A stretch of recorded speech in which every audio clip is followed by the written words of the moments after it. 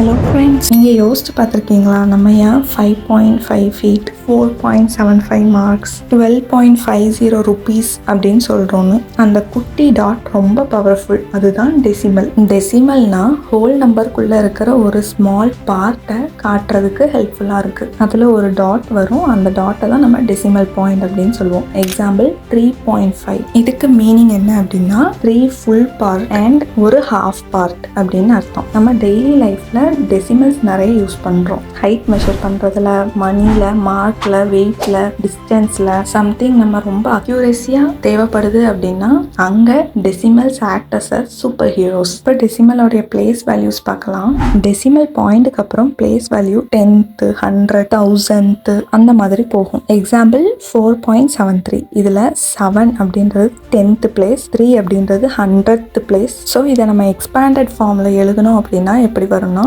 4 + 7/10 + 3/100. Decimal பாயிண்ட்டுக்கு அப்புறம் வரக்கூடிய வேல்யூஸ் எல்லாமே டிவைடட் பை அந்த பிளேஸ் வேல்யூவை மென்ஷன் பண்ணி எழுதணும். இப்போ ஹோல் நம்பரை ஒரு ஃபுல் சாக்லேட் மாதிரி திங்க் பண்ணிக்கோங்க.